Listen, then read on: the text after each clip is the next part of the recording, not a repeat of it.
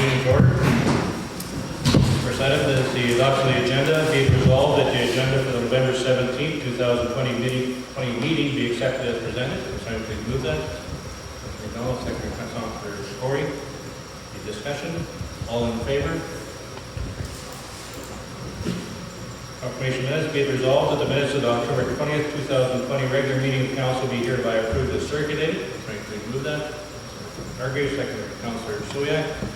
Any discussion, hearing errors or omissions? Call the question, all in favor?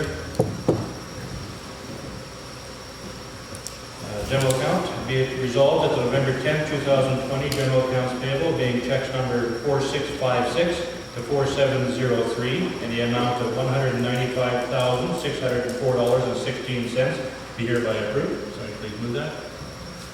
Councilor Hatch, seconder. Councilor Hargreaves, discussion. All in favor? Be it resolved that the direct deposit 152 being staff payroll for the period October 19th to October 30th, 2020 in the amount of $12,543.37 be hereby approved. Please move that. Councilor McDonald, second by Councilor Soyak. Discussion. All in favor? Carried. Be it resolved that direct deposit 153 being staff payroll for the period November 1st to November 13th, 2020 in the amount of $11,324.30 be hereby approved. Moved by Councilor Corey, seconder. Councilor Hargreaves, discussion. All in favor? Be it resolved that direct deposit 154 being council indemnity for the month of October 2020 in the amount of $5,624.67 be hereby approved. Somebody please move that. Councilor McDonald, seconder. Councilor Hatch, discussion. All in favor? Utility account, be it resolved that the November 10th, 2020 utility accounts payable being check number 643 to 659 in the amount of $31,382.59 be hereby approved. Somebody please move that. Councilor Soyak, seconder. Councilor Corey. Discussion. All in favor?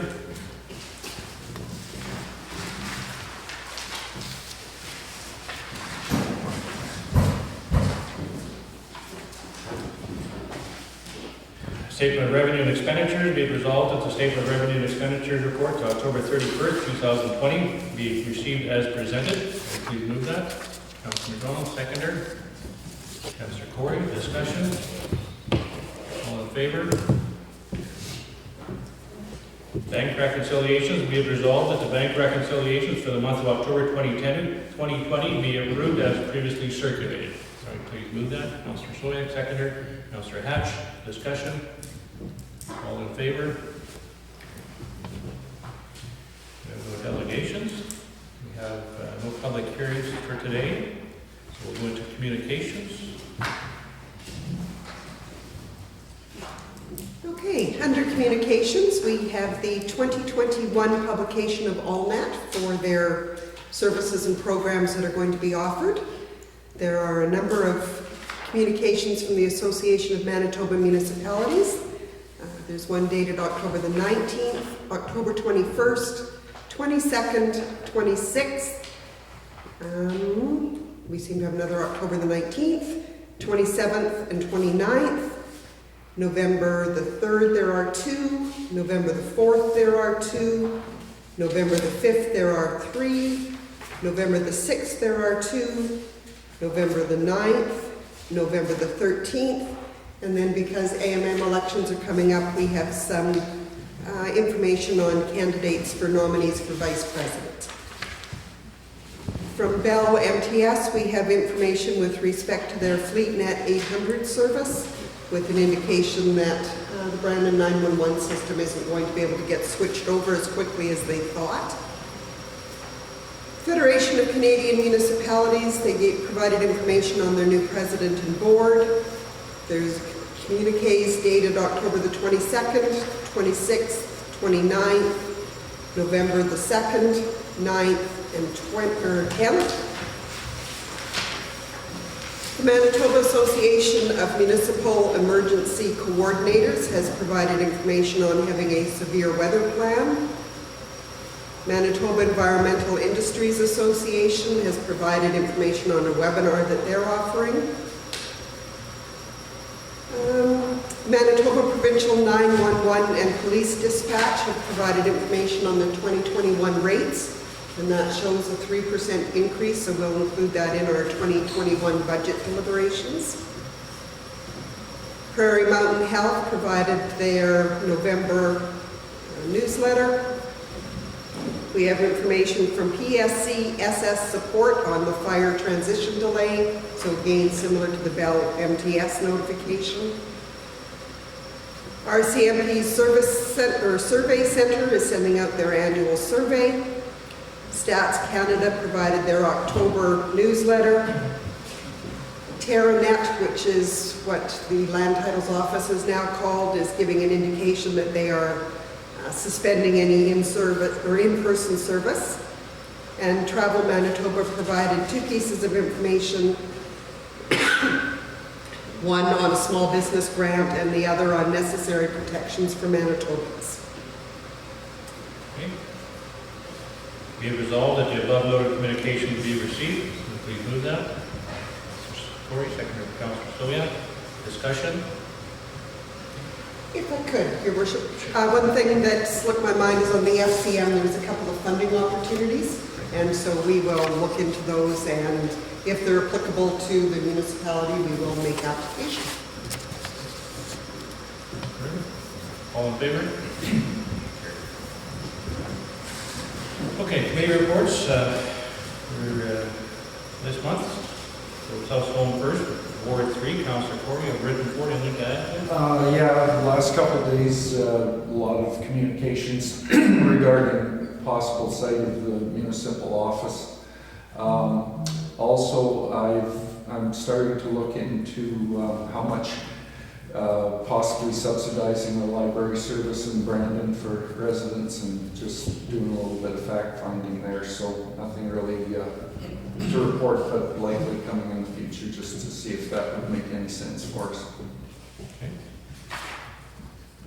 Councilor Soya, your written report, anything to I'm add? the same as Councillor Corey with emails, phone calls, communications regarding the putting in possibly the building construction on hold due to COVID, stuff like that, where people are very concerned. Okay. North Zone, Ward 2, Councilor Hargraves, you have a written report, anything to add? Yes, I've fielded some emails about the RF now. I see it got mailed out with that proposal. There's a few things the flyer maybe didn't answer, so we're at probably 4 or 5 emails now at least. Mhm. So. Yeah. And also about the office. Yeah.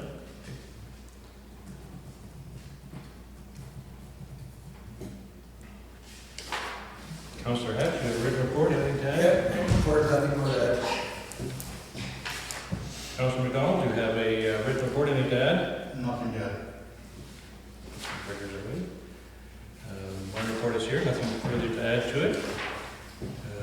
Administrative Officer, anything to add? I would add that the office is also receiving phone calls with respect to the information from RF Now. In particular, I would note that in their letter they were indicating that it's a per parcel rate, and I believe the discussion around the table was that it would be for the dwelling unit, so not bare lands, and I think that's what the pricing was based on. And then secondary to that, as we've been talking in the office, there might be some change to that depending on what council decides, because a dwelling unit wouldn't take into account businesses, and we would probably want to include businesses on the internet charge. So there will be a little bit of fluctuation there, but we'll do more work on that depending on what we hear back from RF Now. Councilor Hargraves? I also on RF now, we had talked guaranteeing the monthly rate for 3 years. If that was not on there too, and there's some question about that. So. And that rate is lower than what you're already paying, is that right, Councilor Hatch? 139. What you're presently paying? Which? What you're presently paying on your RF now? 139.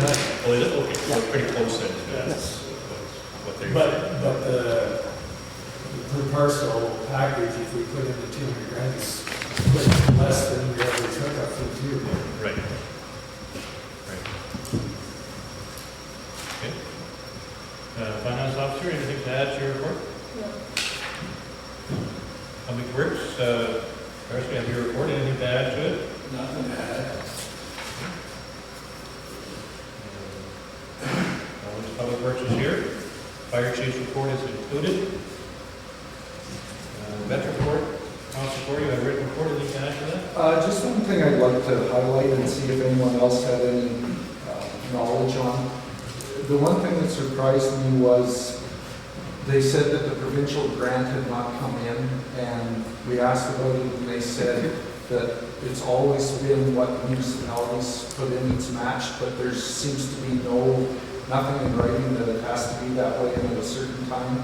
And they just basically shrugged their shoulders and they said, we're pretty sure it's coming in. And I mean, I've been on this long, but the people who've been there longer don't seem to have any more answers. So I don't know. I mean, it's a small financial thing for our municipality, but it just seemed rather unusual. And I don't know if anyone else has been on that board before or knows more about that. It just seemed very unusual. There's something to keep track of as we go along.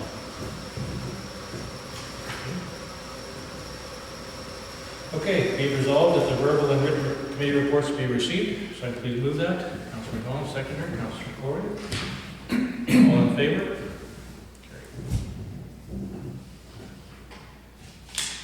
Okay, the Legislative and Finance Committee report.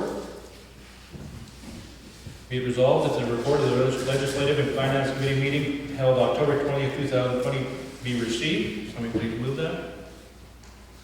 Councilor Harvey, seconder. Councilor Pat. Discussion.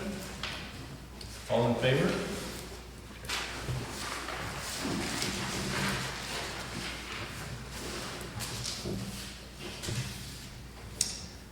Okay, Public Works and Transportation meeting. Be it resolved that the report of the Public Works and Transportation Committee meeting held October 20th, 2020 be received. Somebody please move that. Councilor Hargreaves, seconder. Councilor McDonald, discussion. All in favor? Well, we have none, so we will go to unfinished business. The feasibility study. Be it resolved that Cooper Rankin Architects Incorporated be authorized to prepare construction documents for all three possible office locations at a cost of $16,500 plus applicable taxes, whereby said cost shall be expended from the Building Reserve Fund. Somebody please move that. Councilor McDonald, seconder. No seconder. No seconder. That will fail. Did we? Your Worship, if this fails, then I suspect that for next month's agenda, I will be putting the original motion back on the table. Or unless somebody wants to do it now. Yeah, sorry, we were just thinking maybe change the resolution. So. Then what Should we second it and then discuss? have or- a seconder, and depending what your amendment is as to whether or not this substantially changes the motion, in which case defeat it and bring forward a new motion. Or if the amendment is minor, if we have a mover and a seconder, then we can put the amendment on the floor. Well, why don't we defeat it and then start going to do it? It's been defeated because it hasn't come forward. It would be better if it was shown as being actually defeated versus having no seconder, because at least then you can have the discussion why it is that you think you want to defeat the motion, whereas if there's no seconder, you can't have that discussion. I'll second it. Seconded by Councilor Hargreaves. Discussion. Is this 16.5 is money we previously No. budgeted for? No. No. This would be additional funding. The original tender came in that they would provide the feasibility study with their one recommendation, and they based doing their tender documents and review of those documents and oversight based on deciding on one location. If council wants to know what the costs are by putting out 3 separate bids, then that's additional bid packages that they have to oversee preparation of but they also have to do the review when the tenders come in. My phone just lit up last night when they saw another feasibility study Yeah. on the system. We did talk about this last meeting, though, that's what we also want. I'm wondering if, is it another feasibility study, or is this just the No, tender documents? this is a tender document. This so- is the tender documents. Yeah, I kept the same heading so that if we ever go to search for it, we pull it all together. So we'll never know the cost of all three buildings, or two, or whatever we want, if we don't, It's not broken down if we per, don't break it down, so I don't know how you make a decision. Well, I think we have that information, right? The architect's report was very clear as to what the different That's our costs. opinion on mine. Well, that's, again, I'll go through this. To date, we have pre-construction costs at $39,499. We haven't even got anywhere close to saying what we're gonna do. Adding 16.5 on to get this will take it up to 55,999. So $56,000 pre-construction costs, and we haven't even got to the decision as to what we're gonna do. That is over 10% of the original estimate by the architect for the renovation and construction of the existing office.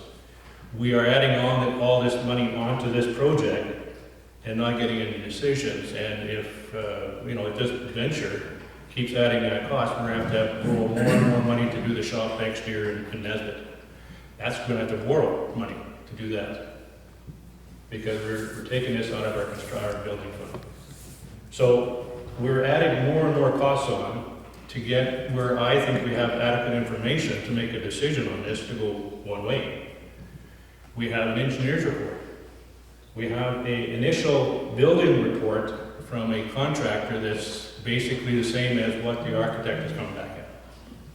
We have the architect who's searched out all the builders that would be involved here and came up with costs. The architect, when they came out to look at the sites, went through that building, every corner of that building.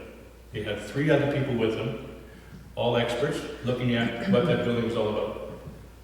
I think it's been done adequately, due diligence has been done, it's time for us to make a decision. I really don't see why we're having to add more costs on. To me, it doesn't make sense. But anyway. I think, can't remember the conversation last month. Did we say all 3 or just 2? 3.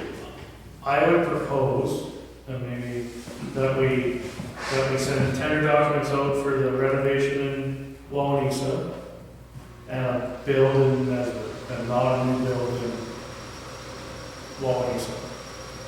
That should bring that 16.5 down, I would think. Probably cut it down. Probably cut it in half. Then we know what the cost difference are to make a better decision of where it's going. Unless everybody here thinks that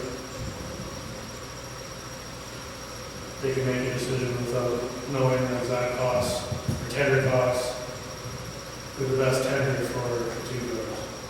I personally don't feel that way, so I would make a motion that Cooper Rankin be authorized to prepare construction documents for the renovation of Wawanesa and New building. new building. and that's basically what I had said last month. Can we eliminate a new build location from So, that? Go ahead, sorry. How are we going to get a tender document printed at this point when we, last month, 30 days ago, said that we thought the cost for construction might be too high already? Well, we could wait too. I don't disagree. I don't disagree that I think our risk right now is building costs are at the highest, and our risk is, the most risk we have is actually building costs going down, not going up. I talked to a contractor, and he thought that those prices were high. He thought it should be considerably lower, and he did the office in Belmont a few years ago, and is actively making similar buildings. I guess I'm not sure whether, does a tender document, will it, the 2 of the things that come up is if there could be asbestos in Wawanesa, which I've heard from a couple of sources, it's unlikely, but can we find that out before, or is that opening up a whole can of worms? Well, I don't know where, I know that my research into it is the asbestos was outlawed in building construction material in the 70s. This building was built in the 80s. So, Well, yeah, what I did on the internet said that it was used into the late 80s in certain things, and the contractor said that I talked to said, sorry, 80s you into said? the 80s. I'm pretty sure I'd have to recheck. And the contractor that I talked to said that it was unlikely if it was anywhere it'd be in the Florida. So, you know, I just know that if we run into asbestos, it would drive the costs up, but it's unlikely. But I'm just wondering, do we have a way that we could find that out before, you know, before they started renovating, if that's the way we went, or, you know, the other thing that I have not seen is things as far as water and sewage. Is, you know, if we build in this, but are we doing a cistern the way it was in the current one? What's the cost of that? You know. Well, and if you go back to, I mean, there's always, when the tender documents go out, they're going to get that kind of information on it, obviously, because there's also within the geotech noted that there's a groundwater situation in Nesbitt.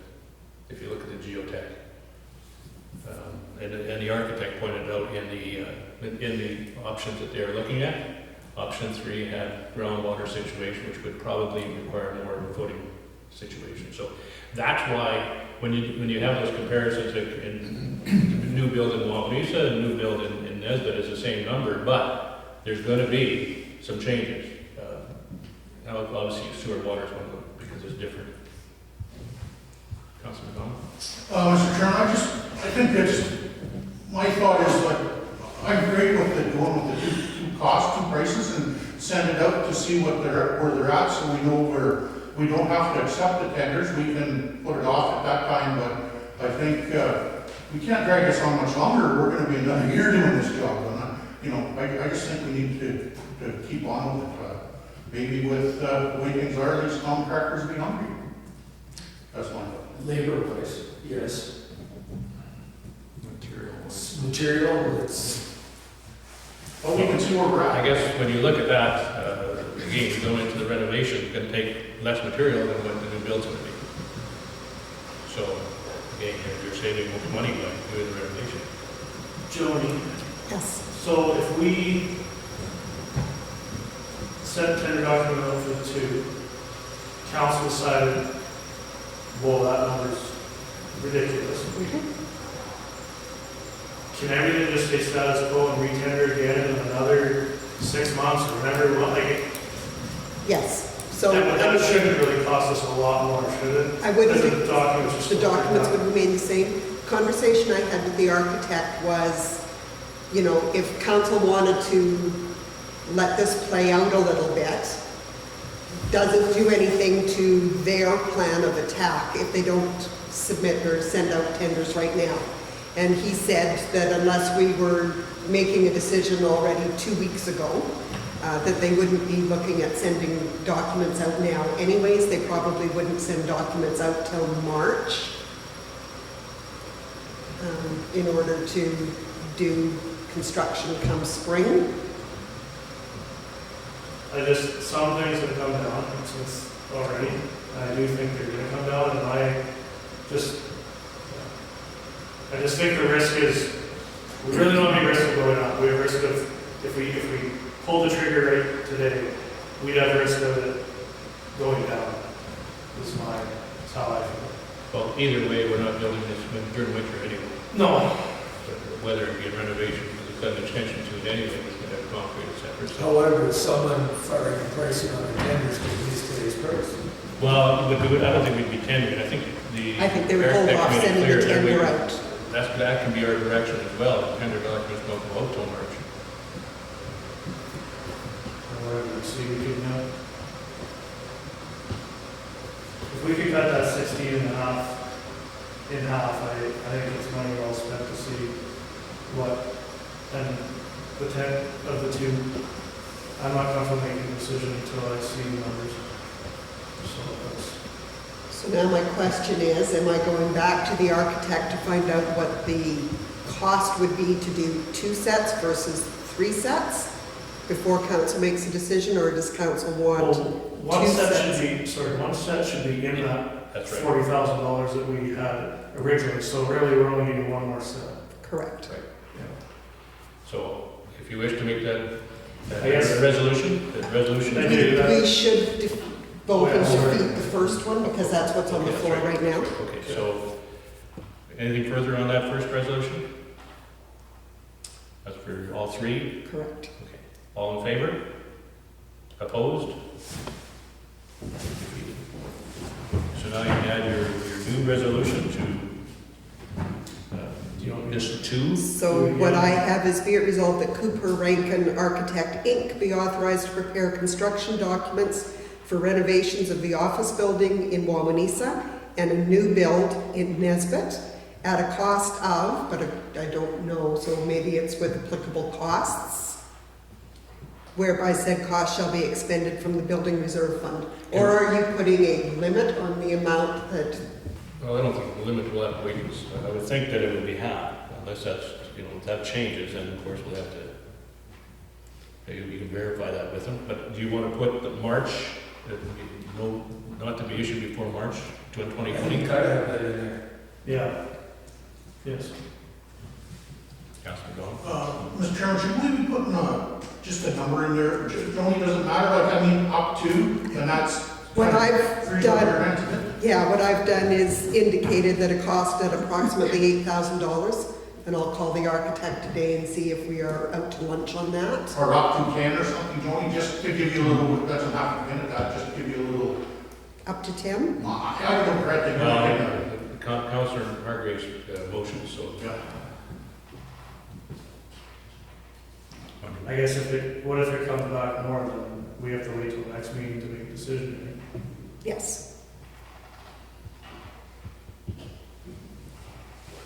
Whatever else, I just put it, Well, it's all in their system, really, the cost of them to do something like that is not gonna be that huge, I don't think. I think so. I mean, there are 2 different tenders, because there's 2 different kind of projects. One Yeah. renovation, one rebuild, and new build. So I can see that as being part of the cost.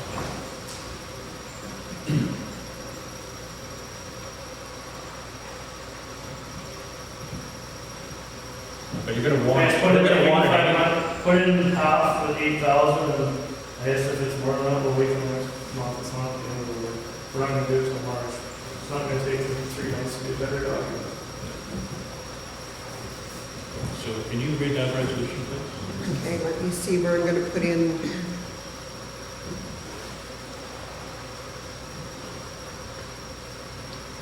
I think we can dictate that a bit too. We've already got a contract with them. Okay, be it resolved that Cooper Rankin Architectures, Inc. be authorized to prepare construction documents for release in March 2021. Construction tender Or documents. do we, Construction Do tender you want to give documents. ourselves some leeway on yeah, that? sorry, Tony, do we have to say March, or can we just say that council's will, or? Discretion. council's Discretion? For release at a date to be determined. Yes. TBA, yeah.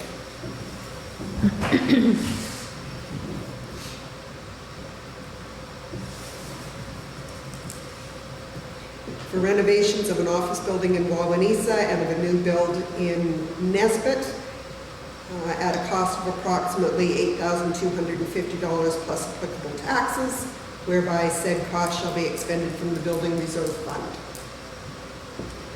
You okay with that, Councilor Hargreaves? Yeah, and what about, sorry, that council discretion in there? I had for the construction tender to be released at a date to be determined. Okay. Yeah. Sorry. We have a seconder? Councilor Soya? Any further discussion? All in favor? Opposed? And I will change the heading on this to indicate that it is tender documents related to the feasibility study, so that people don't think it is another feasibility study? Yeah, because it's not That, yeah, a feasibility study, it's, And I will check with the architect just to see if there is a way to test for asbestos before going to tender. they didn't do that in a feasibility study? Well, I'm sure they looked at it, they're looking at if anything's hidden, because if in that building is carpet, so more time it was in tile and in the glue sort of thing, that's where your asbestos came from, so I'm sure they'll. What was on the interior ceilings like It this? has stipple. So there could be in that too. Yeah, and then they can scrape that off and find out real quick. But I would think that, again, I don't think it's there, but in any case, we'll see. Okay, you're good there? I think I've got everything. Waste transfer station hours of operation, be it resolved that the hours of operation at the Wawanesa Waste Transfer Station on Saturdays be 9 to 5, 9 a.m. to 5 p.m. Please move that. Councillor McDonald, seconder. Councillor Hatch, discussion. Was there any problems with employees or hours or? No, I spoke to him and he doesn't have an issue if it gets extended by the 2 hours. Well, we're looking at an 8-hour day there, so we're gonna have to have breaks. Who's gonna look after the place while he's gone? Good question. Right now, I believe he's entitled to a break regardless because he works from 9 till Right. 3, so he's entitled to a lunch break. I believe he leaves and it's left unattended. So he's gonna have 3 breaks now. He's have to 8-hour day. He would have been entitled to a coffee break, which he probably would have taken just yeah. at the site. So as long as we're aware that it's gonna be unattended for probably 3 points. Mr. Chairman, to my knowledge, there's no backup facility on site, so as long as I've been dealing with it, if they need the washroom, they have it on and it's unattended for the short time that they're gone. As long as we're aware that there are people going in where there's uncontrolled. Okay. All in favor? Okay. Carroll Drainage, be it resolved that the administration be directed to contact Manitoba Conservation with respect to building a dam upstream to help alleviate water drainage issues in Carroll. Can somebody please move that? Councilor Cory, seconder. Councilor Hargreaves, discussion. Should we be contacting landowners that this may be on, or will that be up to Manitoba Conservation, or? Conservation will have a look at it first and determine whether it could be done or not done, and then from there, They would map out the area and they can determine how much it's going to affect somebody. If they can proceed. yeah, maybe they can, maybe it won't cost too much down. Well, I'm thinking the best place is close to the railroad tracks, which could cause an issue anyways, but I think it'd be worth seeing what the possibilities are. All in favor? Tandem gravel truck, be it resolved that the Mack CXN 613 tandem truck with 16-foot can gravel box be offered for sale or trade. Can you please move that? Councilor Hargreaves, seconder. Councilor Hatch. Discussion? All in favor? Be it resolved that the purchase of a trailer and lease of a belly dump gravel truck be considered during 2021 budget deliberations. Can you please move that? Councilor McDonald, second Councilor Hatch. Discussion? Sorry, was that regrade? Purchase of a trailer and lease of a Yes. belly dump gravel truck, it should probably say Or, And or. Truck tractor. truck tractor, not belly dump gravel truck. So, I should have caught Should be for the purchase of a belly dump trailer that. Yeah. and lease of a truck tractor. Okay, purchase of a belly dump trailer and lease of a truck trailer? truck Truck tractor, tractor. truck tractor. Who's the mover on Councillor McDonald it? You and okay with Councillor the Hatch. changes? Seconder too? Councillor Hatch. You're okay with those changes? Councillors? Okay. All in favor? Be resolved that the administration will search opportunities to join a weed control district whereby the requirements for any additional funding will be considered during 2021 budget deliberations. So please move that. Councillor Hatch, seconder. Councillor Hargraves, discussion? Darce had any conversations with any of that group or no? No, I reached out to Shane and just waiting to hear back when we can meet up together and have a further discussion. You didn't get back here, did you? No, not yet. All in favor? Okay, relaunch of Southwest Post. Does somebody wish to make a resolution? We have a standing resolution on this situation from back when he was going to relaunch the last time, Yes. and it was turned down. Basically the same dollar amount as requested at that time. It is. Now, for new members on council, I have checked with municipal relations, and an online newspaper does not give the requirements that we need for doing any of our public notice publications. So we would still be required to advertise in a print newspaper. And some of the other options that are being offered by Southwest Post is information that we already put on our own website. But if council wanted to consider doing this as an addition to our communication, I would need some direction in that regard in order to include the funds in our 2021 budget deliberations. It was $200 a month, right? So Yes. $2,400 a year. Okay. Coming, we'll move on. On the Enbridge Pipeline, be resolved that the request by Enbridge Pipelines Incorporated and Enbridge Southern Lights GP Incorporated to extend the existing temporary access blanket agreement for Enbridge's Integrity Dig Program into 2021 be approved. So please move that. Councillor Hargraves, seconder. Councillor McDonald, discussion. All in favor? Carried. And further be it resolved that the Chief Administration Officer be authorized to acknowledge the terms and conditions proposed by Enbridge are acceptable to the municipality. So please move that. Councillor Hargraves, seconder. Councillor Hatch. Discussion? All in favor? Okay, letter of support be resolved that on behalf of council, the head of council be authorized to provide a letter of support to the Souris River Recreation Commission for its fundraising efforts. So please move that.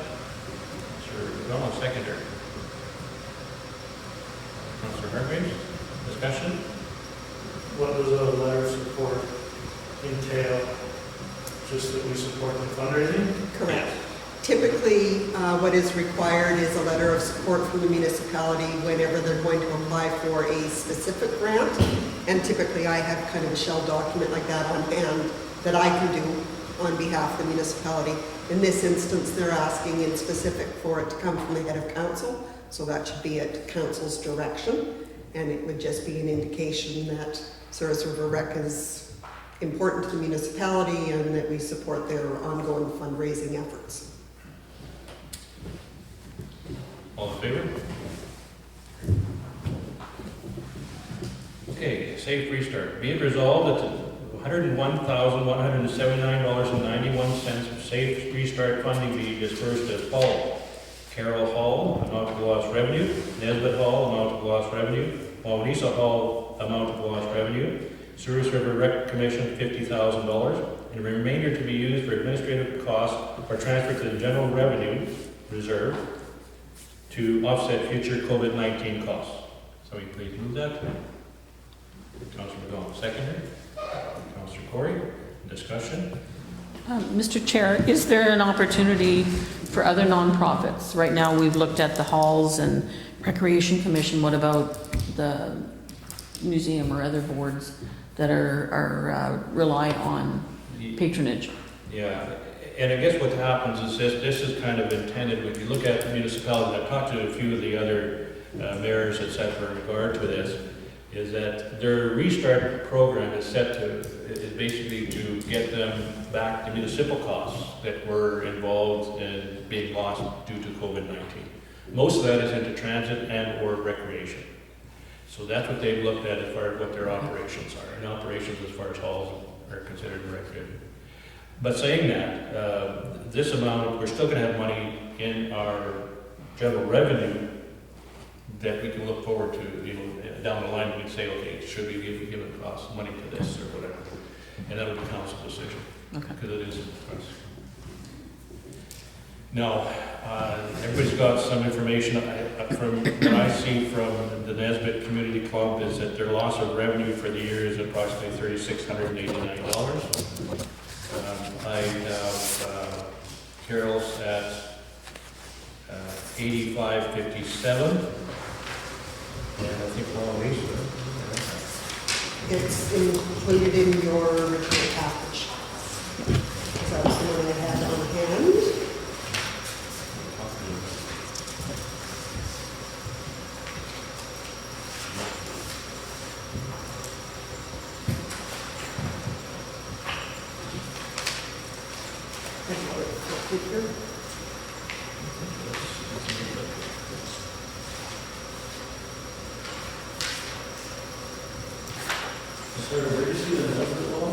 There was a handout. That was handed out to you. Yeah, no, Yeah, and that that was was 16,000. 16, sorry. On you had 30,000. that number. Yeah, with the 16,000 though, if you go through their documents, it shows the RM and Oakland grant which we give them, that's carrying on. We're still gonna get that other grant program. We haven't eliminated that for this year, have we? No, that's already gone. The playground grant was given as a one-time. That's not a carried on as far as a loss of revenue. Their Cargill grant to the community for playground was a one-time, as was Enbridge was a one-time. There aren't lost revenues as such. That's just grants that they use at one time. I have another question, is how come we are amount of lost revenue to Carol and Nesbitt Wawanesa, so we're just okay with doing 50,000 recreation without seeing any financials? Well, again, 'cause they won't know what's going on. Their operation is ceased right now, it's closed, right? So they're not gonna know what their losses are gonna be going forward until they're back in operation and see what they're gonna use. So it's just a number. We could change that to 20 or we could change it to 80. It's not necessarily happy. But I don't know where you're not gonna be able to substantiate any kind of loss other than total loss revenue. If I could add to your conversation, Elaine has done projections to year end for Souris River Rec that was showing a loss of, for the rink, I want to say, with new information, that 50,000 is probably pretty close.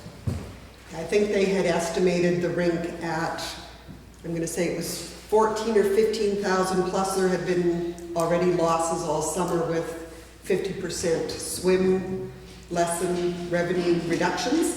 And now with having to close the rink one more time, when I spoke to Councillor McGregor, he was thinking that the 50,000 wasn't unreal.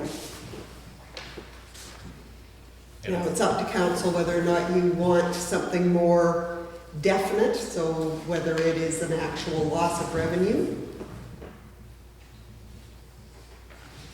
I think we have to see some documents. Yeah. I'd like to actually see some of this money go to the internet connection plan too, because this is what people are working from home. And that's a general, it's not just, you know. When the grant comes, is their direction, is it set in stone direction, or is it just sort of a nudge toward? No, it's restart on a per capita basis. I don't think there's other strings attached to it as far as it has to be spent in certain areas. That's a question for Elaine. The restart funding didn't come with any requirements that we, No, it wasn't specific, just a general. just a general funding. And it's for basically loss of revenue then, or it doesn't have anything attached to it. Nothing attached to it, just restart with the municipality. It's a At the different municipality, government grant. but at the municipality, we haven't suffered a lot of COVID direct No, we haven't. reduction in our operation. No. And as far as the internet situation, we're not even sure we're going ahead with that, so that's why it's, we put some money into the reserve fund, which would be probably a good thing to do, so we can look at that down the road. But these halls have suffered a loss, that they're not gonna be able to function if they don't get some revenue. That's why I think it's important to give to the halls. And I think we project it into a 12-month purpose, so like I'm thinking of Nesbitt Hall's 8557 to date, and I'm thinking that should be a 10 grand. The Carroll Hall rather, Carol? 8557. Nesbitt's at 3689, and that should go to 5.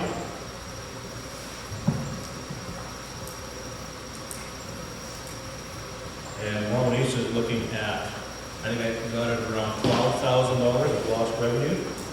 And that should maybe go to 15 to cover for the rest of this year. That will start up, get back in order. So would you say Wawanesa? Just a little over 12,000.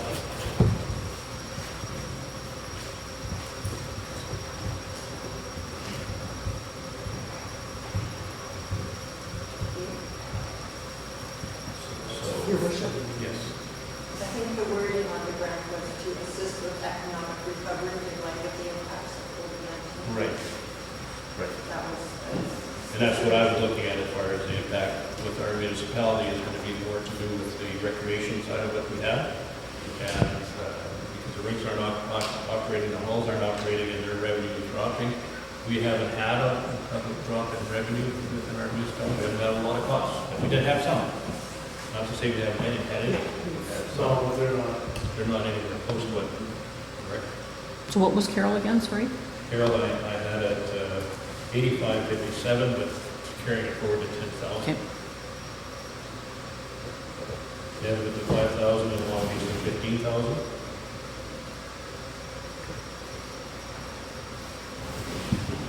So I have my quick math, that's 77,000, so you have 14,000 more. No, sorry, that's right. 101. 30. I'm not solving. That'd be 80 if you give 50 to the Surf River Rec. That covers their pool and campground loss and hockey arena and curling and et cetera, et cetera. So, The 80,000, I believe Yeah. it's 31,000. This is the wall. No, 21,000. Right? Yeah. Which I found a little confusing because they always had a loss. yeah, so, whatever. Sorry, so you want to give 10,000 to Carroll, 5,000 to Nesbitt, how much for Wawanesa? 15,000 Wawanesa, Oh, that's what I asked. Perfect. and then 50,000 to Service River Rec. That'll take us to 80,000. Leave 21,000 if we don't use by the end of December somehow. That will go into general revenue so that we don't lose it into this budget. Right? It'll go into the reserve, not general revenue, but I mean, general reserve. General reserve, rather, yes. Can we put that in general reserve? Yeah. Right. There wasn't anything attached with the grant that said we couldn't. that's correct. So I would say if we're expecting that there could be costs ongoing in January, February, March, that having it in the general reserve is a good way to do it.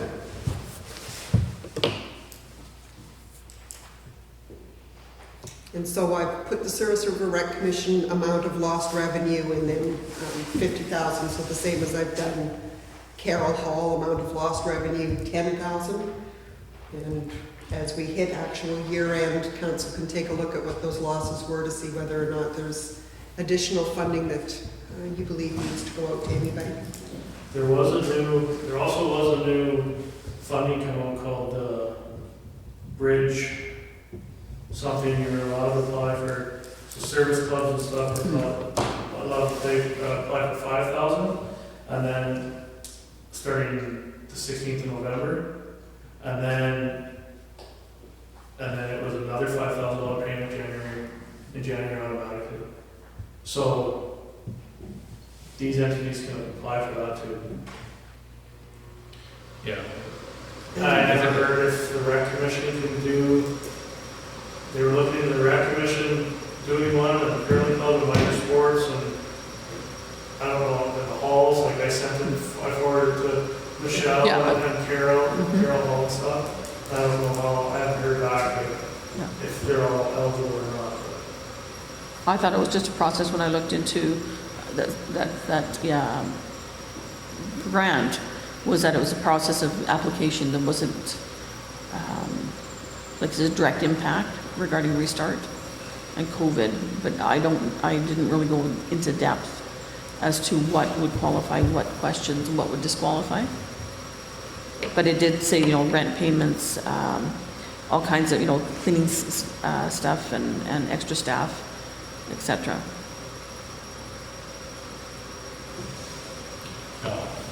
There is a grant that was through the foundations, that was one given to the rec commission.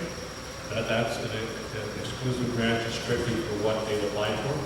Nothing to do with their general revenue. That was just for projects. Okay, anything else? We'll call for the vote. All in favor? Opposed?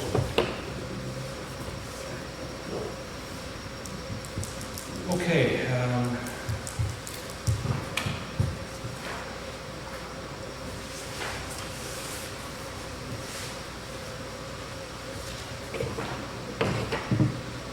We have a request from Mr. Harold David. Due to the unexpected passing of his wife, Judy, suffered an unexpected delay of funds to pay taxes. I'm writing this letter to ask him for a 1-month extension penalty-free for paying my taxes.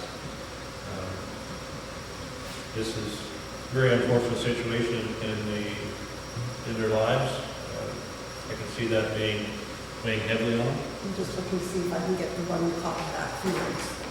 I'll get it from you later. Okay, so I will enter this resolution that be resolved that we allow the 1-month extension for Mr. David to pay his taxes. Do I have a second? Corey? Discussion? Joey, we're allowed to do this, or just? What we would end up doing, I suspect, is including the amount of penalty as a write-off, or you would do it by journal entry at the time of payment. I can reverse the interest that has gone on to that account. So, yeah. It would be just that much less penalty revenue. Anything further? All in favor?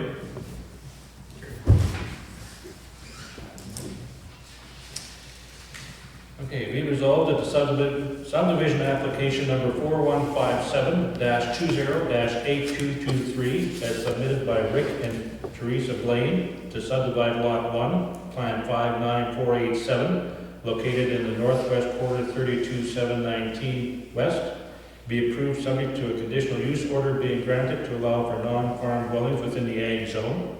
Somebody please move that. Councilor McDonald, seconder. Councilor Corey, discussion? All in favor? Opposed? I don't know if you wanted to add anything, Councillor Hargraves, from our discussion yesterday, or want me to provide any additional information. I asked Joni what it was about. They basically, I don't know if when the buildings were built, it's on the property line's running through the buildings. The new shop? No, like his house and the other shop. So they have to reapply to conditional use and go through the whole process again to get it moved. Because the property line is where the buildings are. Well, it's running through his deck or his house. Which, So he doesn't, I'm not just he doesn't sure. have the setback requirement either. yeah. Yes. We did take a look at the building permits that have been issued within the last few years, so that would be for the new home and the new shop. I wasn't aware of a deck. The permit doesn't indicate that. The permits do show setback requirements in accordance with the zoning bylaw that was in place at the time. I'm not sure when they went to build whether there wasn't a realization that there are two roll numbers, and so whether they were thinking that it was one parcel of land and they built where they did, and whether or not when the building inspection was done, they didn't catch the fact that there are actually two roll numbers. But this is a fairly simple process in that they go through and get a new survey done, and they're just moving the boundary line. But according to community and regional planning, it will require a new conditional use process. They've got a conditional use currently in place for having a non-farm dwelling, but because the site will have changed, it's going to require a new conditional use application. And I guess I don't have a problem with it. I probably have a problem with why it happened in the first place. It's probably more.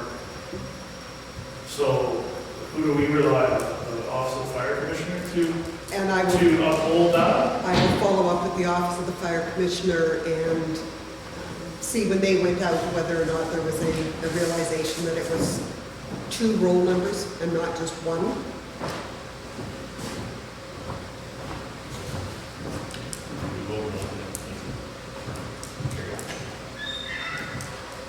Yes, it did. It was carried. There was some additional information on it.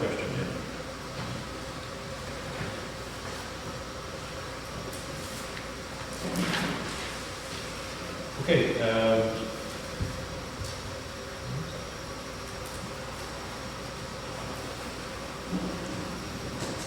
whereas the College of Paramedics of Manitoba have provided information on the requirement for paramedics to pay a fee in support of the regulatory body, and whereas the requirement for paying such fees was never previously required, and whereas the paramedics in Oakland-Wawanesa are volunteers, therefore be it resolved that the Municipality of Oakland-Wawanesa covers the cost and the required fee for 2020, and the fire department includes a line item for which fees commencing in 2021. That should be the end of the protection. Bill, it falls under fire and protective services, so it would be under Dennis's budget. Okay. So please move that. Mr. Don, second by Councilor Corey. Discussion? What are the fees? There are approximately $550 for the registration fee, and then I think it's $170 a year for their membership Per member. per member. So like Times how many? 720. Councilor Don? Mr. Chairman, my understanding that it was, the ambulances were covered by the province before, and now it's on to shared health, and this is province-wide, where the city of Brandon, Winnipeg has got that in the contract, where they get office licensing, but it is new for, we're talking with some of the tenants, so it's, and they do it as a, basically, they get paid for service, but it would take, basically, they'd be doing it for an extra nothing. Someone would hardly, that amount would hardly cover what they make in it. So, When they're on call, they get paid $3 an hour. So it's not like they make a lot of money by being a paramedic. Plus, the service is so important here. My understanding is that we are now going, it sounds like we're going to get the 3 added on. Our 3 members from the Hutterick Hall are going to be added on to the members.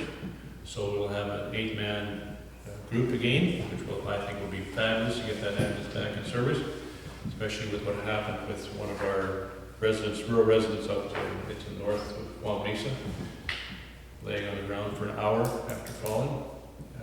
That just shouldn't happen in days. So we've never paid this before, though, right? No, this they've never paid us before either. This is new. Yeah. I find this incredibly frustrating because, I mean, I've been picked up by the ambulance, and I mean, to wait for an hour or more is just insane, I think, but also that municipalities are now having to fund their ambulance, you know, I think is unfortunate. I mean, I'm in complete agreement that we support this, but I don't know if we can somehow make a case to the province that volunteer should somehow get this waived, because, I mean, it's the dollars and cents is just not the same as being a full-paid ambulance attendant. And, I mean, I think our ambulance saves the province money because they're so much cheaper to operate, and yet we're getting extra costs for it. We've shown that over the years that our ambulance service does save the cost, and it basically presented to the ministers that we're complementing their service of their 24/7 service that they want to initiate over the last number of years. 6 years ago it came into play. And it's an ongoing thing, I agree. I don't think the municipality should have to do that. I do want to make one point clear here is that they're not volunteers in Prairie Mountain Health eyes. They're called casual. So they're not called volunteers within their program. So that's why they get onto this, is we have to have fees. They're not volunteers, they are casual. So, but it is important to have this service in our municipality. So, sorry, I don't want to vote yet. Should we make another to lobby, get AMM to lobby against this, or? We can make a resolution for that. Okay, so, all in favor? You'll make another resolution to that effect, Councilor Hargraves? Sure. Lobby I'm not sure how it should read, but You're a resolution specialist. yeah.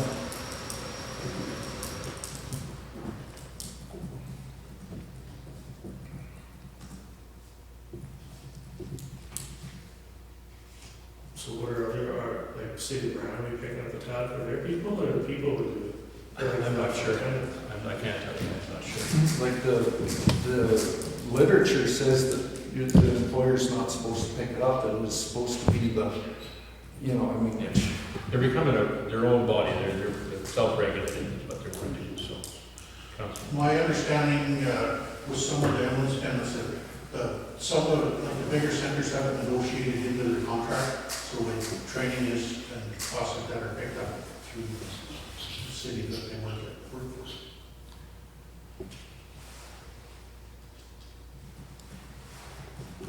yeah, it's actually a whole other thing is the training, because in Brandon or Winnipeg, they're getting paid their wage to go and train, where here they're doing it on their own time. It's, I find it insulting, you know, to what they're doing. And usually their own money. Yeah. Taking days off work to do. Okay, so what I have is that AMM lobbied the province of Manitoba with respect to exempting volunteer casual paramedics from the requirements to pay the annual fees. Councilor Hargraves, that's Yes, sufficient. that's. Okay, so that, we have a seconder? Councilor Soya? All in favor? Okay, CDA one, we'll let you kind of lead us into this one. Okay, so you've received some documentation. So this is with respect to somebody who would like to build on a parcel of land that we already have a development agreement in place that carries with the land with respect to having a land stability study completed before any construction could be undertaken. And so Mr. Robbins has had that done. Although the report that has come back has raised some questions with our solicitor when I had him take a look at it. And in particular, what his concern is that the report speaks to the building of the residence. It doesn't speak to the building of the, look like it's a detached garage. So we would want to make sure that, in fact, the land stability study has that contained in it. But he also had concerns with respect to the wording in the report that said that they were going to do ongoing water level testing. And he has indicated that if the municipality were to approve a development permit and then down the road we find that there's a water issue, the municipality has very little grounds to go back and request any changes. And so the solicitor had wondered whether or not we would like our engineer to take a look at it for our own sake. And of course, we don't have an engineer, so if we were going to do that, I would need direction from council to do that. But the other direction I need from council is if we're going to enter into a service agreement, we don't need to do another development agreement. But if we were going to enter into a service agreement where we would cover off what requirements we would have for road access, we also need to consider the water and sewer. And it's going to have to run under the highway. But also, that property will not have been levied any charges on our lagoon bylaw or special services. So I need direction from council as to whether or not we are requesting that amount to be included as payment to the municipality to be put into the utility account. So sorry, where is it?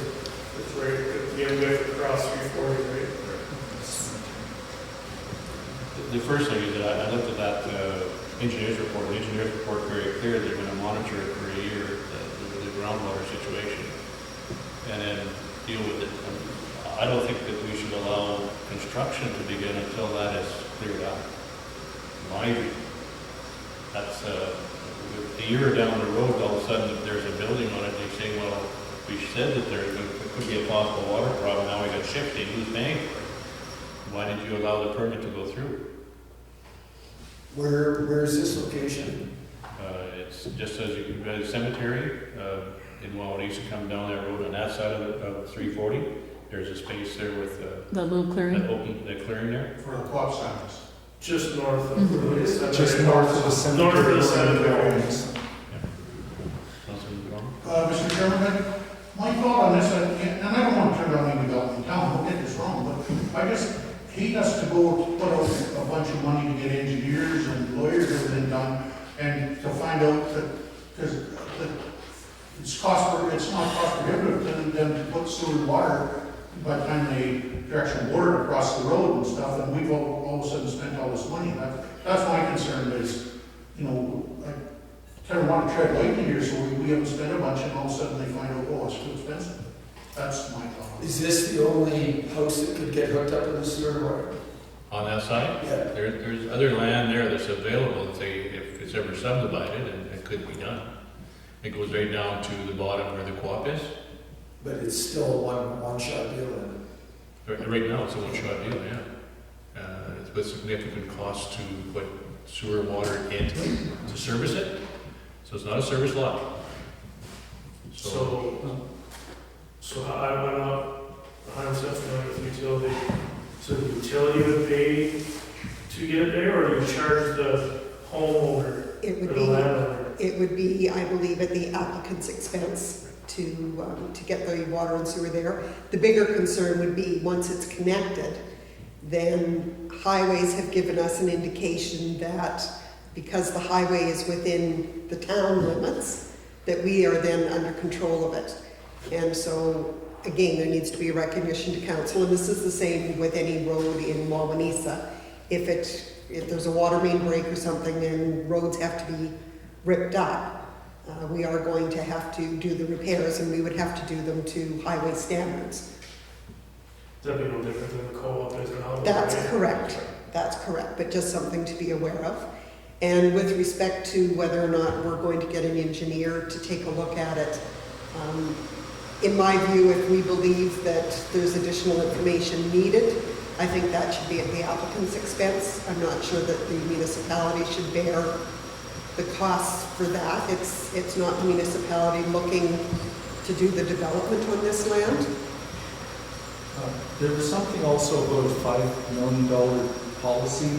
Was that just through the construction phase, or is that ongoing? Or? Now, that was Elaine was looking into that. Now, that was originally if we had to get permits through highways. Highways have said we don't have to get permits through them. Oh.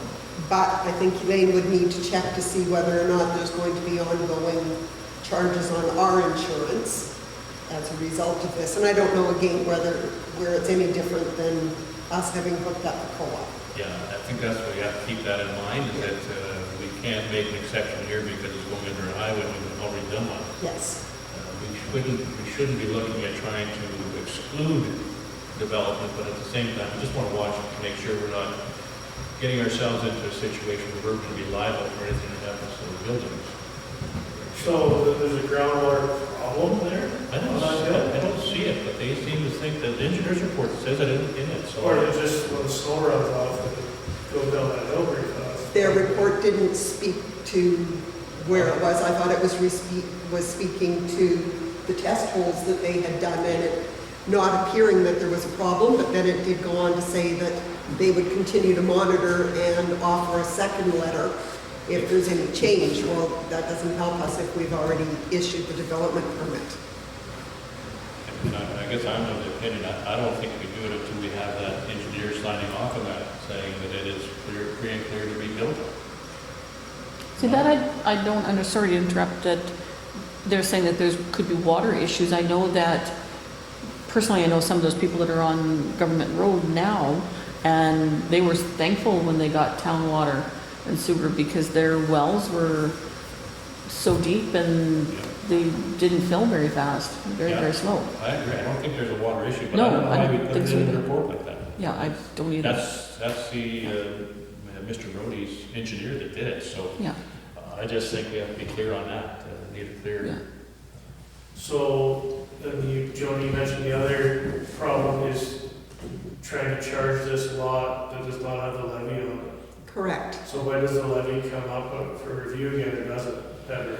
It doesn't come up for review. So at the time that the lagoon was being built, the payment or the debenture was based on the parcels that were then within the town site. So I guess my question to council is, are you wanting to try and collect something from this parcel, which wasn't included in the original, and it was about $2,900 is what other parcels were required to pay for the building and an ongoing lagoon. Well, I think in any development, whether, even if, say we had someone wanted to build 6 other houses on some other lots that weren't in that, you'd want to charge them. I think you charge, but whatever's remaining, do you charge them the full amount, or you just charge what's remaining on the levy? I mean, it would make sense to me that we charge them what they would pay if we took the installment plan, because I mean, if someone builds something 3 years after the levy's all done, they wouldn't go back and charge everything. No, we would go that day one. Mr. Chair, what did we do when the duplex was built? We missed it. Okay. And yeah, that was something that came to my mind after the fact and comes into play when you're trying to rush through a development agreement, is that we probably should have charged. Okay. Now, the property on that side would have been charged initially, as would have this one when it was all one parcel. Mhm. But it certainly came to light on this one because there's going to be additional work that's going to have to go into this one in order to do the hookup, whereas on the other parcel, it wasn't quite so obvious that that was going to be the case. Mr. Chairman, Joni, I think, just add to what Brett said, we definitely should look into it because we've got 2 houses that may be moving in here right away, which probably should be charged that also, right? Now, again, if you've got 2 houses moving in, the parcel that they were going on would have already been charged for lagoon, right? That would have been at the time that it was being Only for constructed. one. And same thing, so now if they split the second one off, then that should likely be a charge as well. I think you should charge it, so if there's a 25-year debenture, we're 5 years into it, you should charge them 20 years of what the payment would be for, or whatever the numbers are.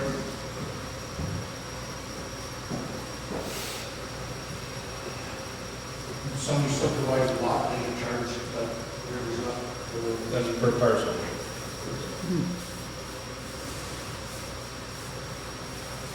So when you did this, if there was a vacant lot, they paid the same amount, right?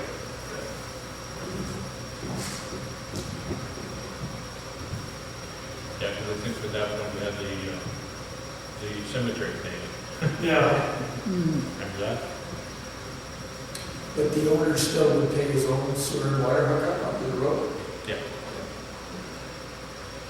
is that how other developments go? Oh, sure, it's, Yeah. you want it, you pay. Yeah. It's just like you go into a new kind of a city, the developer pays to service the lots, give them all to the property, and that's up to the homeowner.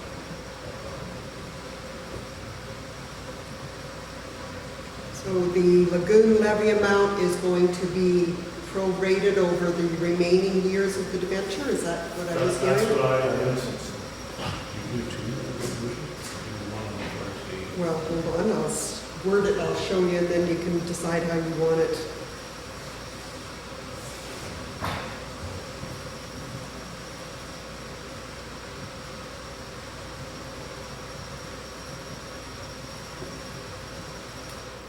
Okay, so the way I have it worded is that a development permit be withheld until the applicant's engineer can sign off on the water issue identified in the engineer's report. And further, that a service agreement be prepared to cover access, so that would be road access through Darcy, and sewer and water charges whereby the lagoon levy shall be prorated over the remaining years of the debenture. Okay, so please move that. Councilor Jones, second, Councilor Murphy. All in favor?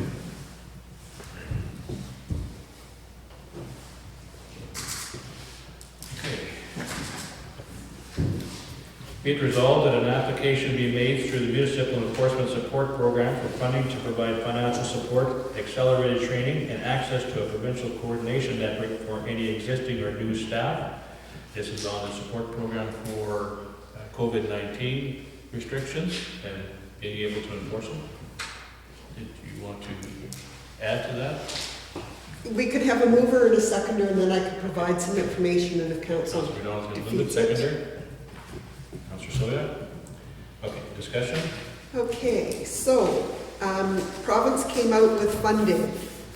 Application had to be submitted by last Friday, which didn't give an opportunity for council to consider whether or not they wanted to get into this program. So what municipal relations said in the conference call we had with them was for municipalities to go ahead, put the application in to meet the deadline, and then if councils decided that they really didn't have an enforcement issue or wanted to continue just with using enforcement through the RCMP or the public health inspectors, that we could just ask them to withdraw the application. So in thinking of our municipality, we don't have a bylaw officer, so it would mean probably contracting with commissionaires. Or if the council wants to do it, they could take it upon themselves. I don't know if that becomes a conflict of interest if we are going to then pay them as a bylaw enforcement officer. It indicated that staff could be Well, done. Staff, I guess, more so than council. I'll be truthful, having seen what the bylaw enforcement officers recently went through in Steinbach, I'm not sure who in their right mind would want to take that role on. If we did it, anybody other than the commissionaires, they were hoping to do the training, a one-day training session this week. So trying to get somebody hired would be really difficult. But I did say that I would put it on the agenda for council's discussion. And if you're satisfied with using our normal enforcement methods through our CMP or public health, I would just ask municipal relations to pull the application. To further to that, sorry to interrupt, I think part of our council agreement when we became councillors is that we could not be an employee. Right. So that would have been a conflict of interest for a councillor to take that on. So it would have to be a staff Yeah. member or, Yeah. but it's just a matter that it's enforcement for COVID-19 regulations, basically. Yeah. We're looking at people or situations such as happened at Steinbach on the weekend. That kind of thing, we could have some members, get our staff, I don't, personally, I think we're too small to have staff do it, but that's my own personal thing. Yeah, I think between the RCMP and public health, if there is a problem, or someone sees a problem, like, a few problems we might have, I think they can handle it.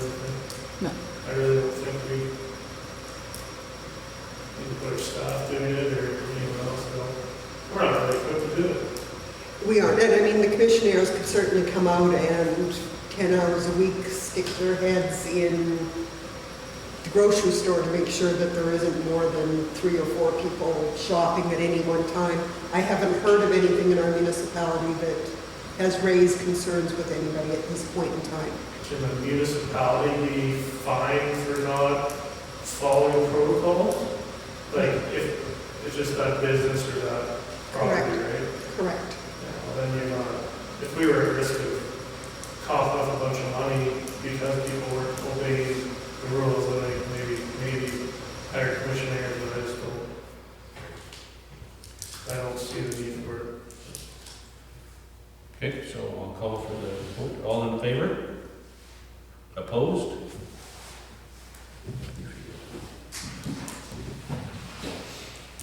Okay, be resolved that a fire protection agreement be drafted between the municipality of Oakland-Wawanesa and the RM of Prairie Lakes for the area outlined in the map attached to the resolution number 259/2020 from the RM of Prairie Lakes for a 2-year trial period to include recovery of costs for fuel and staff.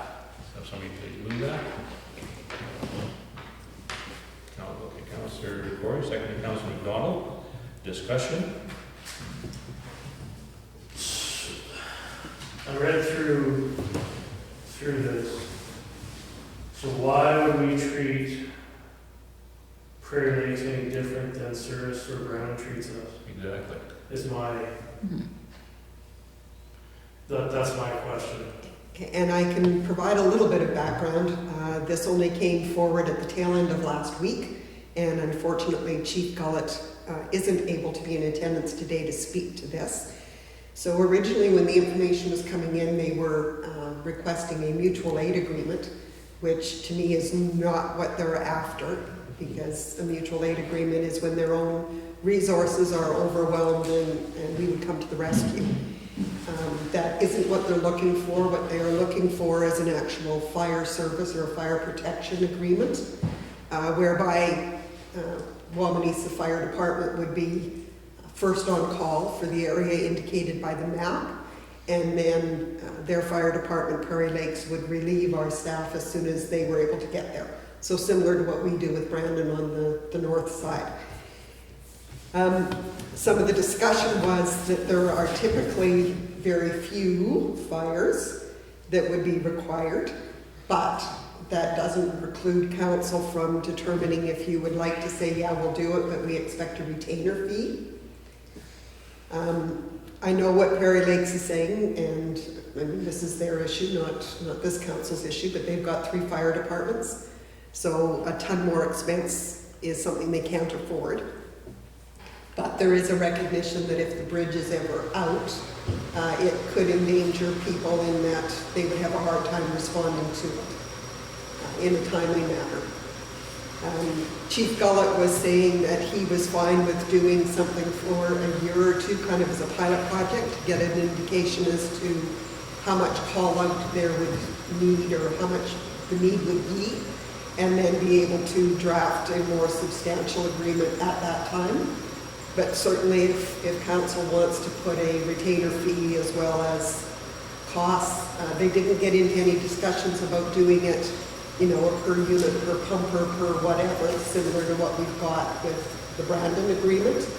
But definitely, Chief Gullett did believe that they should be reimbursed for at least their staff and their fuel costs. Estimating, I think, that in the last several years, I think there's only been 3 calls, I think is what his information indicated. But that is certainly up to council if you would like to change this wording, and then we would work between administrations of the 2 municipalities as well as with the fire chiefs to come up with an appropriate agreement. But, you know, even if we take a minimal cost of, say, $1,000 a year, then as a retainer, and then to be reviewed after 12 months, I guess include, you know, associated costs in the call. So our retainers for Brandon and Service are calculated on how many Per cap. quarters? No, that's land, isn't it? Well, I think it's per person. Souris Glenwood is definitely parcels. So the quarter section. Brandon is person, because I remember showing it so many. I remember seeing the map, it was all Brandon, and there's so many. Yeah, that's a line that I think Dennis drew.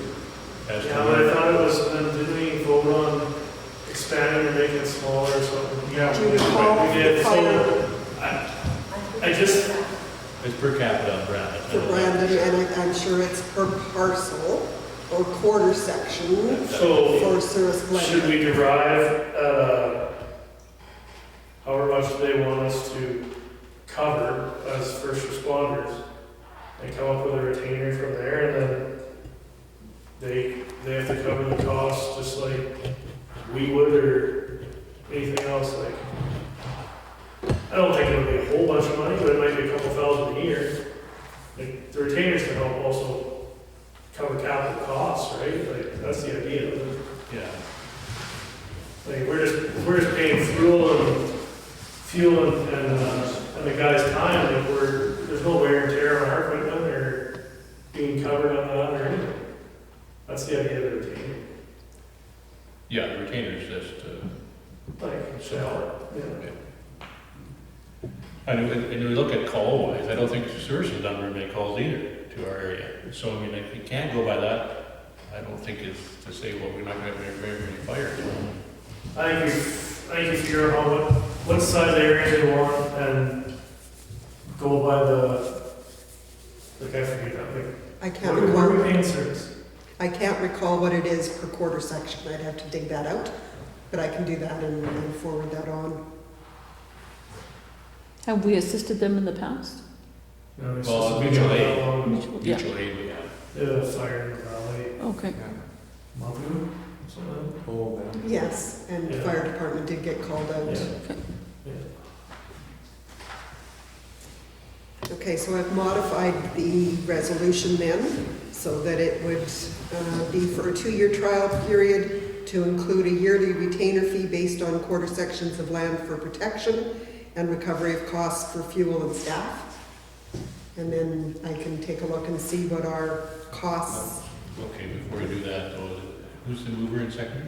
Councillor Corey and Councillor McDonald. Sorry. Councilor, agree with that? Sorry, can I, fuel and staff, is there any other expenses we need to be in there? Like, or do we charge anyone, or do we charge anyone else more? I guess I just don't wanna leave us short, I guess. Yeah, I And mean, that's where Dennis would be able to help us there. yes, and like I say, typically, I don't think, well, service might break it down if they come out on a per unit cost as well. I don't know that Dennis was prepared to go that route, but I mean, that is council's call, probably not Dennis's call to make. What's our vendor agreement? I should have brought agreements with me, I didn't. The only thing I brought was when council started considering this with Prairie Lakes back in 2015, and it ended up not proceeding. So I don't know whether that was because the municipality was wanting something that was going to cover a lot more costs, and Prairie Lakes simply decided they couldn't afford that. I don't imagine that this is urgent. We could table it until I could come back with some additional information from our existing fire agreement, so you have an idea how. Yeah, I just want to make sure we're not. I think if we had something very similar to Glenboro, it makes sense. Or, well, I think it should be very similar to what Sarah's done to us. I guess that's what I kind of call it, I don't know what number it was at all. Where's the area in question then? Number was just a mutual aid. Basically, south of number 2 highway. So in that triangle there by Noble Lake kind of area? Yeah. And kind of spread across along, basically it's on the side of Search River, so. Yep. On the north side. Dunray has a fire department, so there's one there, but if they go this way, there's some. It's not a huge area, but it's, Along Highway 18. So Yeah, 18. So, what do we have?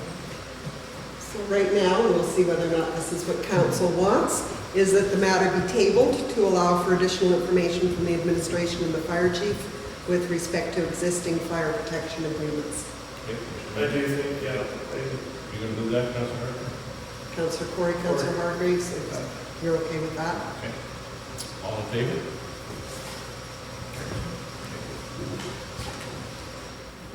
All right, we have resolved that this meeting does now adjourn to meet again on Tuesday, December 15th, 2020 at 9 a.m. in the Nesbitt Hall. So please move that. Councilor Hargreaves, seconder, Councilor Ash, all in favor? Carried.